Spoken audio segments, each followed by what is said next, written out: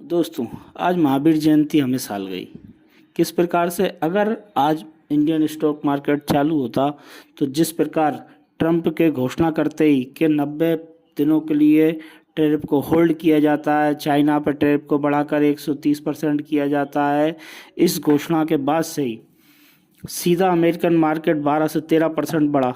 लगभग 2008 के बाद इतना पहली बार हुआ है कि इतना एकदम से मार्केट बढ़ा हो। और जिस प्रकार अमेरिकन मार्केट बढ़ा है और अगर आज इंडियन मार्केट खुला होता तो ओबियसली कोई भी स्टॉक होता मिनिमम 5 से 6% अप पे ही खुलता।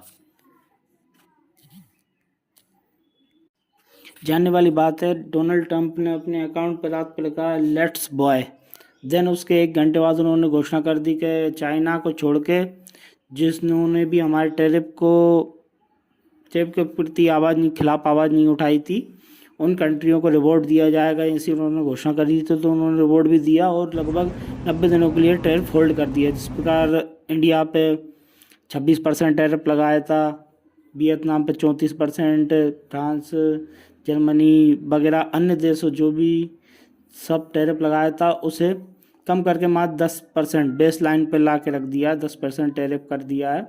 लेकिन चाइना ने प्रतिरोध किया था टैरिफ का, तो उसके विरुद्ध कार्रवाई करते हुए उस टैरिफ को 134% पर ला दिया है।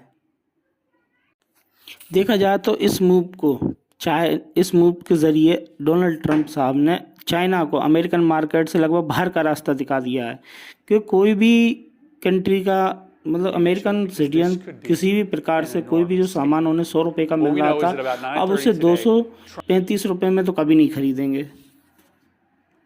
इसी बीच यूएसए के कुछ पॉलिटिशियंस डोनाल्ड ट्रंप पर इनसाइडर ट्रेडिंग का भी आरोप लगा रहे हैं, क्योंकि जिस प्रकार से उन्होंने इसकी घोषणा करी टैरिफ की तो उसके जस्ट 1 घंटे पहले अपने ट्विटर हैंडल पर दिया लेट्स बॉय, देन उसके बाद घोषणा कर दी जिससे कि इनके करीबी संबंधी जो लोग जिस प्रकार अपन एक ट्वीट के जरिए सुनने में आया कि एलन मस्क ने लगभग 12 बिलियन डॉलर कमाए and Donald Trump's announcement that he was reducing the tariffs on most other nations. काफी मायने रखता है।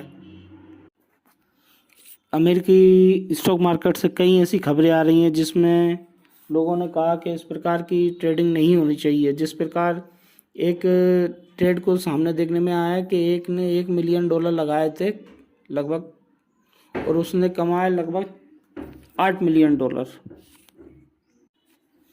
कुछ लोगों को अब जो बिडेन के दिन याद आ रहे हैं, जो उनको स्लीपी बिडेन कहते थे। वो इसलिए कहते थे क्योंकि जो बिडेन के राज में रात में नींद आती थी कि हाँ जिस प्रकार हम सो रहे हैं तो सुबह भी ऐसे ही मिलेगा। लेकिन ट्रंप साहब के राज में ऐसा नहीं है।